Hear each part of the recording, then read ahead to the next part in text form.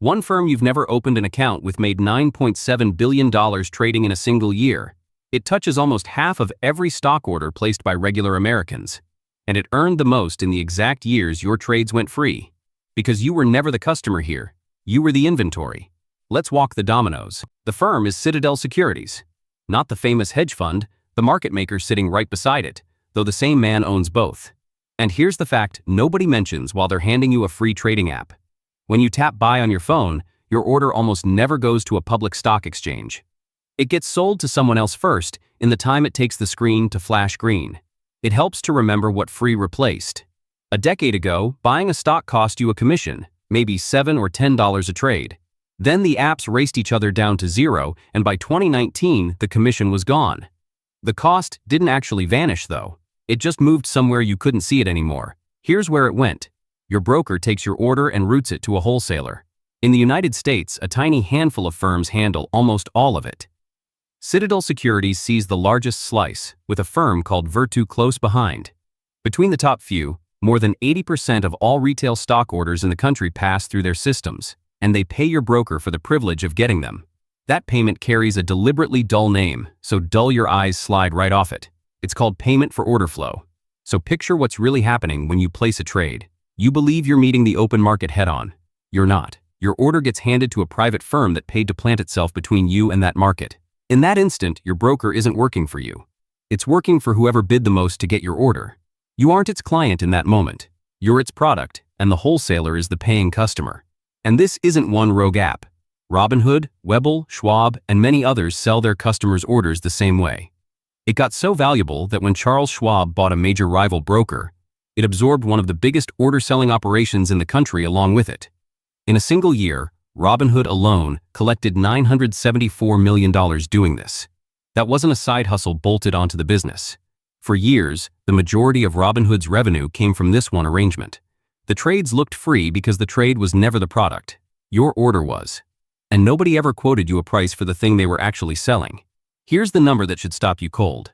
$2.6 billion.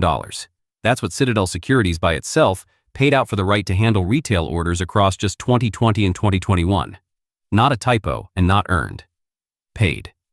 No company on earth spends $2.6 billion to buy something unless that something quietly hands back a great deal more. By now you're thinking this has to break some law somewhere. It doesn't. The practice is legal, it's buried in disclosures almost nobody opens, and it's welded into the basic plumbing of the market. The closest anyone came to stopping it was a single fine. In 2020, the Securities and Exchange Commission fined Robinhood $65 million. The reason is the entire story in one sentence. Robinhood had hidden that its order flow deals were quietly giving customers worse prices, and the regulator estimated those worse prices had already cost those customers around $34 million. Sit with that for a second. The customers lost roughly $34 million on bad fills, and the broker made far more selling the very orders that produced them. That's the machine humming underneath the cheerful green checkmark. And it runs on a logic most people never see. Sometimes the worse the price you get, the more your order is worth to the firm filling it. Your loss isn't an accident in the deal. Your loss is part of what the deal is selling. Call it the order flow auction. Every time you trade for free, your order goes up for bid in a fraction of a second. And a wholesaler wins it before you've even lifted your thumb. You never hear the gavel. You just see green and the comforting little word free. But somebody paid billions for what happens in that half second, which leaves one obvious question hanging. Why is your tiny $100 order worth fighting over at all? The answer hides inside the gap between two prices that no app ever puts in front of you. That gap has a name, and it's where the real money quietly lives. Every stock trades at two prices in the very same instant. There's a price to buy and a price to sell, and they're never quite the same. The buy price sits a little higher. The sell price sits a little lower. The distance between them can be a single penny, sometimes a fraction of one. That sliver is called the bid-ask spread, and on its own it looks like a rounding error. Then you multiply that sliver by a scale almost too large to picture. Citadel Securities executes more than $500 billion in trades every single day. Most of your orders never even reach an exchange. The wholesaler simply fills them in-house, taking the other side of your trade itself. When you sit across from one firm that many times, a penny stops behaving like a penny. It compounds into one of the largest fortunes in modern finance, assembled one fraction of a cent at a time, billions of times over. Here's how it actually lands on your order. When the wholesaler fills your buy, it usually sells to you a hair below the public asking price. It calls this price improvement, and on paper it's even true. You got a slightly better deal than the posted quote, so you walk away feeling like you nicked a win. But the firm sat on both sides of your trade, kept the bulk of the spread, and slid you the crumb off the top. That's the price improvement illusion. You beat the price on the sign in the window, and you still quietly paid the house. Picture it on a single trade. You buy 100 shares, and the spread is 2 cents. That's $2 skimmed off a trade you were told was free. $2 feels like nothing, and that's exactly the point. It's small enough to ignore and steady enough to build an empire on. You were never going to notice $2. They were always going to notice 500 billion of them a day. And the house holds every single card at this table. It sits in the same buildings as the exchanges, so it moves faster than you by millionths of a second. By the time your tap even reaches the market, the wholesaler has already seen it, priced it, and decided how to profit from it. It watches the orders of millions of traders at once, so it sees which way the crowd is leaning before the crowd can feel itself move. There's even an industry term for why your trades are so prized. They call retail orders uninformed flow, because a regular person buying a few shares isn't trading on secret information. Your order is predictable, and predictable is exactly what's profitable. The professionals don't fear your trade.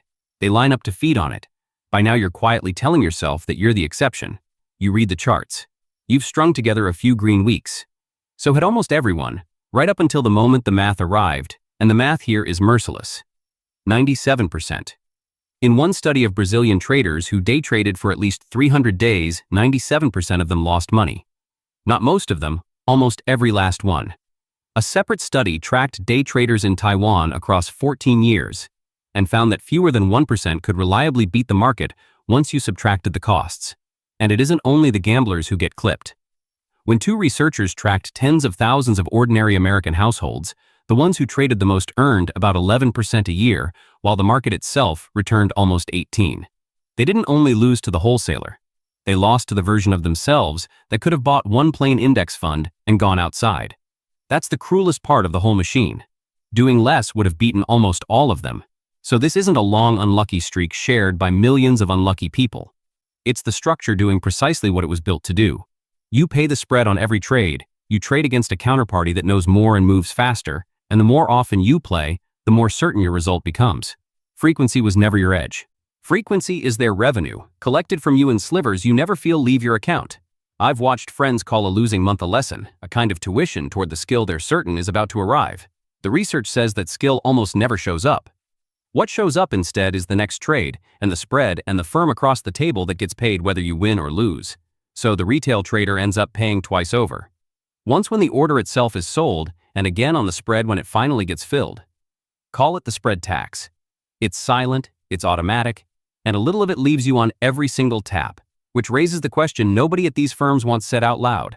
If this is genuinely how the system works, why is it still allowed to run this way here when most of the rich world already decided that it shouldn't? Because the rest of the developed world studied this exact setup and walked away from it. The United Kingdom banned payment for order flow all the way back in 2012. The European Union finished the argument more recently, with a full ban taking effect in 2026.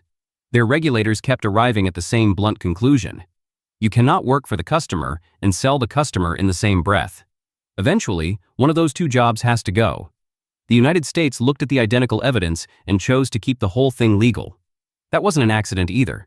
In 2022, the Securities and Exchange Commission proposed rules to rein it in. One plan would have forced ordinary retail orders into open auctions. Firms would have to compete out loud to give you the best price for once.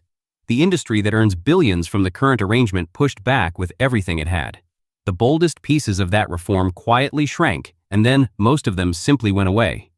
And the firm with the most to lose happens to be extraordinarily good at being heard in Washington.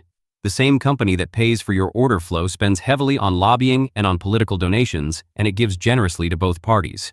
So when the people writing the rules keep landing on the one version that protects the spread, stop calling it a coincidence.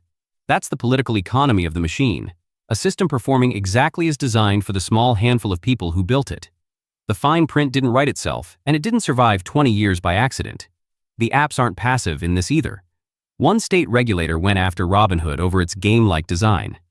The confetti, the streaks, the endless little nudges. All of it pushed inexperienced users into trading far more than they ever meant to. More trades meant more orders to sell. The fun was the funnel.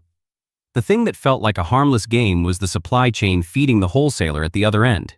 So, where does all of this leave you, the person who only wanted to buy a few shares before work? Not helpless, but you've got to see the entire board first. The order flow auction and the spread tax bite hardest on two specific things. Market orders, where you accept whatever price you're handed without arguing, and options, where the spreads run widest and the payments for flow run richest. That's the real reason the apps make options a single thumb tap away. The fattest flow is the most profitable to sell, so the whole design quietly steers you straight toward it. Options have exploded for exactly that reason. The newest craze, contracts that expire the very same day, trade like lottery tickets, and pay the wholesalers more than almost anything else on the menu. You starve the machine by changing how you play the game. Use limit orders where you set your own price instead of swallowing whatever they offer.